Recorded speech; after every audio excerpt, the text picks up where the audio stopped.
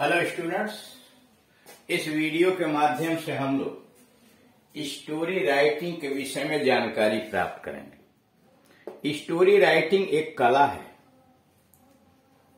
जो अभ्यास के माध्यम से इसमें कुशलता प्राप्त की जाती है।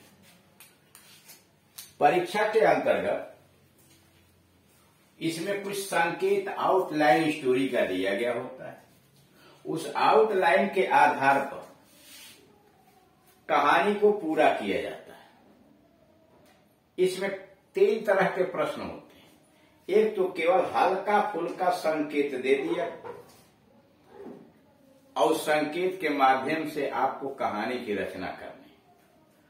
दूसरे तरह का प्रश्न होता है कि कहानी के अधिकांशतः भाग को पूरा किया गया होता है, बीच बीच में कुछ भाग खाली कर दिया जाता है, कुछ शब्द खाली कर दिया जाता है, शब्दों का समूह खाली जाता है और कहीं कहीं 1-2 सेंटेंस, फिर कहानी आपको पूरा करनी होती है।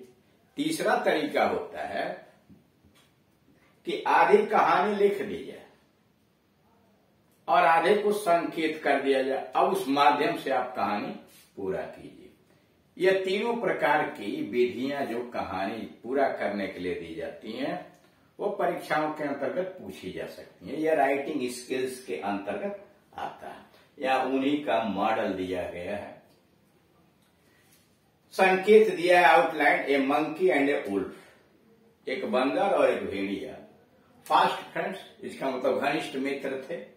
Monkey gave jambu fruits to the wolf daily, बंदर जो है भेड़िए को रोज जामुन का फल देता था। वुल्फ वाज ग्रीडी, भेड़िया बड़ा लालची था एंड सेल्फिश, स्वार्थी भी था। Thought to kill the monkey, उसने सोचा कि बंदर को क्यों न मार दें। टू ईट इट्स लीवर, इसका कलेजा खाने के लिए इसकी हत्या कर दें। Requested the monkey to accompany him to his house, उसने बंदर से निवेदन किया कि उसे उसके घर तक साथ चले। On the other side of the river, नदी के दूसरी छोर पर उसके साथ साथ वह चले। Offered to take him on his back, और उसने प्रस्ताव रखा कि बंदर को अपने पीठ पर लेकर तैर के पार कर देगा। In the way wolf told him, रास्ते में भेड़िए ने उससे कहा, आप हिज डिजायर, जो उसकी हार्दिक इच्छा थी। भेड़िए ने बंदर को बता दिया। क्लेवर मंकी टोल्ड हिम, लेकिन चतुर बंदर ने उसे कहा that the liver was on the jambu tree, उसने कहा कि यकृत, उसका कलेजा तो जामुन के पेड़ पर पड़ा हुआ है। वुल्फ टुक मंकी बैक, बंदर ये भेड़िया उसे लेकर पुनः पेड़ के पास गया, वापस गया। Monkey jumped on the tree, बंदर पेड़ पर उछलकर चढ़ा। वुल्फ बी फूल्ड, और इस प्रकार से भेड़ियों को बेवकूफ बना दिया।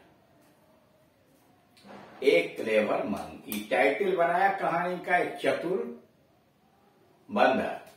ए monkey was and a wolf were fast friends, एक बंदर और एक भेड़िए घनिष्ठ मित्र थे। A monkey and a wolf were fast friends, एक बंदर और एक भेड़िया घनिष्ठ मित्र थे। The monkey gave jambu fruits to the wolf, बंदर भेड़िए को जामुन के फल देता था।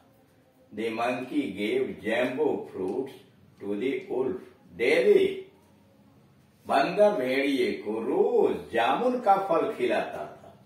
The wolf was greedy and foolish, भेड़िया लालची और स्वार्थी था। The wolf was greedy and foolish, भेड़िया लालची और बेवकूफ था। He thought to kill the monkey, उसने बंदर की हत्या करने की सोची। ही थॉट, उसने सोचा, to kill the monkey to eat his liver, उसने बंदर का कलेजा खाने के लिए उसे मारने को सोचा। The wolf requested the monkey. बंदर ने, भेड़िए ने बंदर से निवेदन किया to accompany him to his house on the other side of the river। भेड़िए ने बंदर से निवेदन किया कि नदी के दूसरी तरफ उसके घर साथ साथ चले। The monkey, the wolf requested the monkey, भेड़िए ने बंदर से निवेदन किया टू accompany साथ देना him to his house on the other side of the river, नदी के दूसरी तरफ उसके घर तक साथ साथ चलने का निवेदन किया। He offered to take him on his back। उसने प्रस्ताव रखा कि पीठ पर चढ़ा करके बंदर को ले जाएगा। इन द वे, रास्ते में the wolf told him his desire. रास्ते में बंदर ने अपनी इच्छा बता दी। The clever monkey told him, चतुर बंदर ने उससे कहा that his liver was on the jambu tree, कि उसका कलेजा तो जामुन के पेड़ पर छूटा है। The wolf took the monkey back. भेड़िया बंदर को वापस ले गया। The monkey jumped on the tree. बंदर पेड़ पर उछल कर चढ़ा।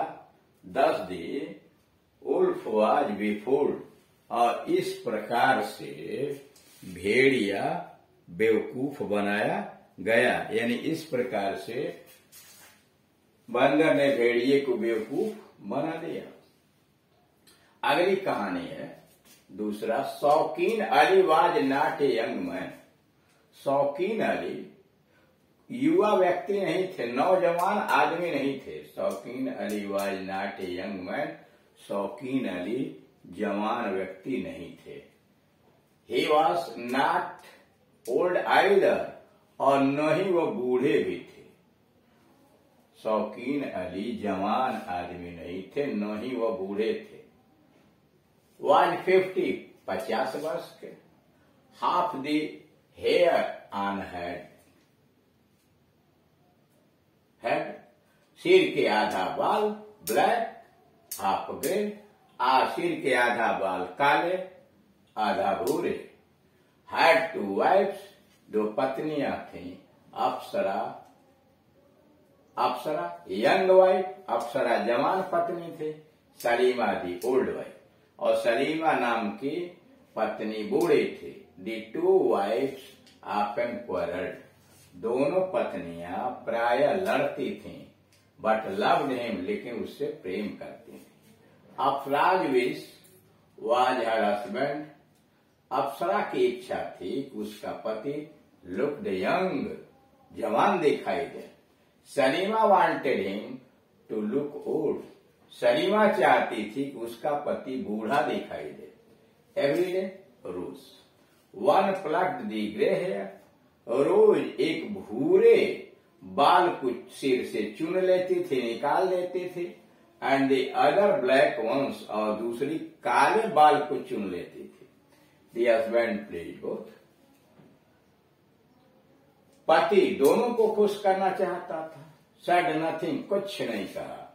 इन ए फ्यू डेज, कुछ ही दिनों में, the 2 wives plucked all the hair. दोनों पत्नियों ने मिलकर सारा बाल उखाड़ दिया। ही बीकेम बार्ड, और गंजा हो गया।